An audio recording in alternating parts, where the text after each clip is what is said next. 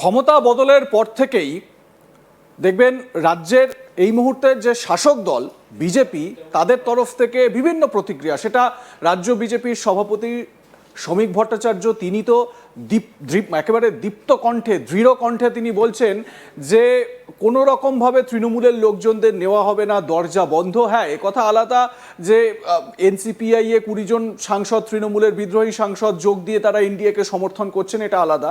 আবার ঋতব্রত শিবির এক হয়ে গিয়েছে, ঋতব্রত শিবির আলাদা হয়ে গিয়েছে তৃণমূল থেকে, মমতা তৃণমূল থেকে, সেটাও একটা আলাদা বিষয়।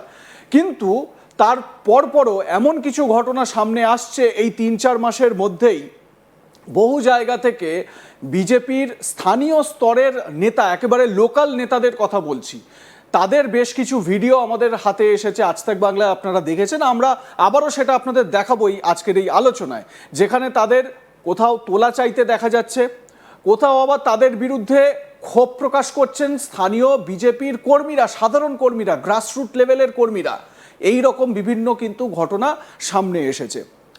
আর এই জায়গা থেকেই আরএসএসের এক বড় মিটিং, গোপন মিটিং হয়ে গিয়েছে সম্প্রতি, এবং সেই মিটিংয়ে এই বিষয়গুলো নিয়ে নাকি উদ্বেগ প্রকাশ করা হয়েছে।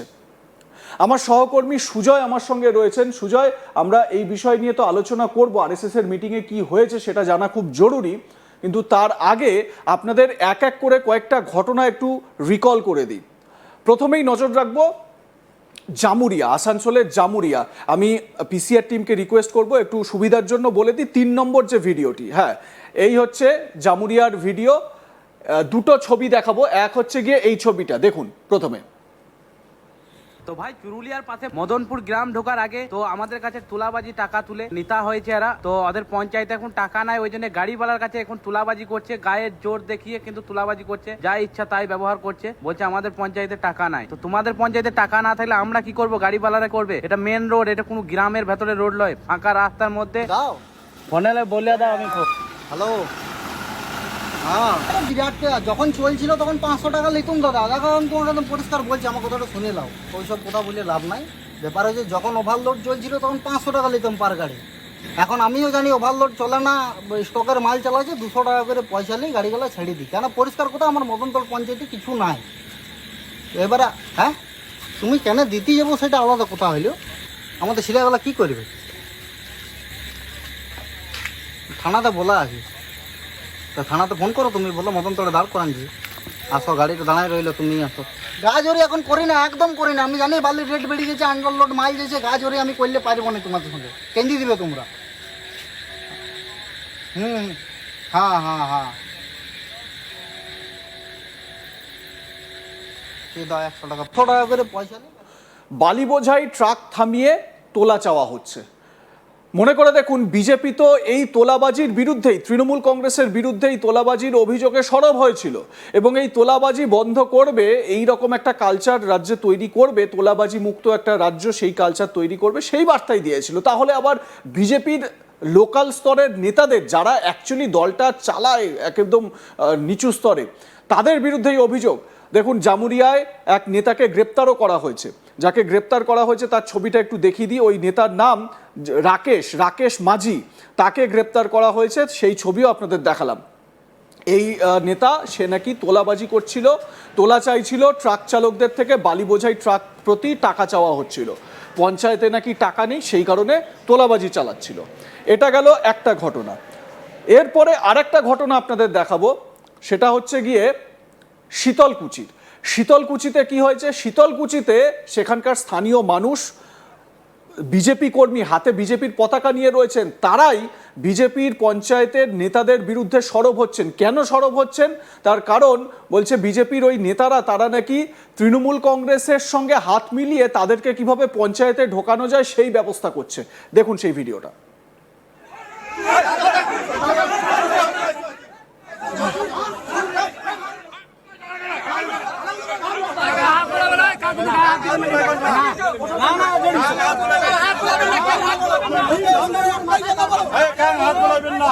হাত তোলালে কিন্তু তোমার ভবিষ্যৎ খারাপ করতে হবে।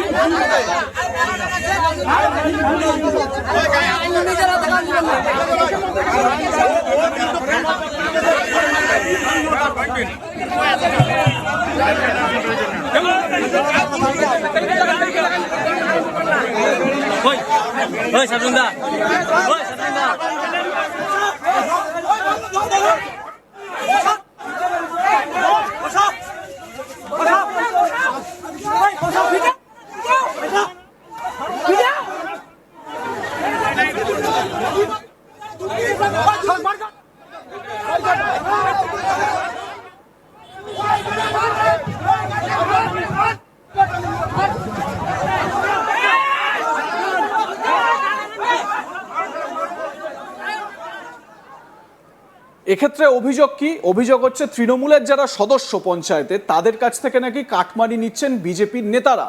কাটমানি নিয়ে তাদেরকে কিভাবে পঞ্চায়েতে ঢোকানো যায়, কিভাবে সেটিং করা যায়, এই সমস্ত হচ্ছিল। আর লোকাল মানুষ, স্থানীয় মানুষ এবং আমি তো বলবো বিজেপির একদম সাধারণ কর্মী, নিচু স্তরের কর্মী, তারা প্রতিরোধ করেছেন। পরিস্থিতি এমন যে পুলিশকে এসে তারপর সেখানে মামলাটা দেখতে হয়েছে। এর পরের যে ভিডিওটা দেখাবো সেটা হচ্ছে গিয়ে জীবনতলায় স্থানীয় বিজেপি এক নেতা, সেই নেতা কি বলছেন? সেই নেতা তাকে প্রতিবাদ কর্মসূচি করতে দেওয়া হয়নি বলে, পুলিশ আইন শৃঙ্খলার পরিস্থিতির অবনতি হবে বলে এই ভেবে তাকে অনুমতি দেয়নি বলে সে বলছে পুলিশ আধিকারিককে বদলি করে দেবো। ভাবতে পারছেন কত বড় কথা? শুনুন। আক্রোশ জনতা পার্টির বিরুদ্ধে আজকের আমাদের এই পদযাত্রা। আমি ওখানে দাঁড়িয়েছিলাম, আমাদের একটা টোটো এসেছে, পুলিশ প্রশাসন, আমি বলি এটা ভারতবর্ষের পুলিশ না পাকিস্তান না বাংলাদেশের পুলিশ, আমি জানতে চাই আপনাদের কাছে। আমি বলেছি প্রধানমন্ত্রী, ভারতবর্ষের প্রধানমন্ত্রী নরেন্দ্র মোদীজিকে কুরুচিকর মন্তব্য করার জন্য আমরা আধা ঘন্টা এখানে পথ অবরোধ করে আমাদের এই পথসভা করব। উনি বলছে পথ অবরোধ করা যাবে না। আমি জানতে চাই ওই কি বিশ্বাস প্লিজ? আপনি তৈরি থাকুন, আগামী দিনে আপনাকে সুন্দরবনের কোন এক জায়গায় ট্রান্সফার করবো। এটাই আমি ভারতীয় জনতা পার্টি 1 নম্বর মতো প্রেসিডেন্ট হিসেবে কথা নিয়ে যাচ্ছি। ভারতবর্ষে জুড়ে যেভাবে ভারত বিরোধী শক্তি বিদেশি কালো টাকার সাহায্যে ভারতবর্ষকে দ্বিখণ্ডিত করার চেষ্টা করছে, সেই আক্রোশ জনতা পার্টির বিরুদ্ধে আজকের আমাদের এই পদযাত্রা। আমি ওখানে দাঁড়িয়েছিলাম, আমাদের একটা টোটো এসেছে, পুলিশ প্রশাসন, আমি বলি এটা ভারতবর্ষের পুলিশ না পাকিস্তান না বাংলাদেশের পুলিশ, আমি জানতে চাই আপনাদের কাছে। একজন স্থানীয় বিজেপি নেতা তিনি পুলিশ আধিকারিককে বদলি করে দেবেন সুন্দরবনে, এই রকম হুমকি দিচ্ছেন কেন? তাকে তার প্রতিবাদ কর্মসূচি করতে দেওয়া হয়নি। এটা গেল একরকম। এর পরের যে ভিডিওটা দেখাবো সেটা এক বিজেপি নেতার আরেক চরম কীর্তি। কি কীর্তি? এই বিজেপি নেতা, আমি দত্তপুকুরের ঘটনা বলছি, আপনারা আজ তাক বাংলায় দেখেছেন। এই বিজেপি নেতা একটু রাত যেই গভীর হয়েছে পাশের বাড়ির বৌদির ঘরে ঢুকেছেন। এবারে বুঝতেই পাচ্ছেন তার উদ্দেশ্য কি। এই ধরনের কর্মকাণ্ড করতে গিয়েই এলাকার লোকজন তাকে পাকড়াও করেছেন, আর তারপর যা ধোলাই হয়েছে সে কথা মুখে বোঝানোর নয়। একবার দেখুন সেই ভিডিওটা। একেবারে যা ইচ্ছা তাই ওখানে না, ও অপবিত্র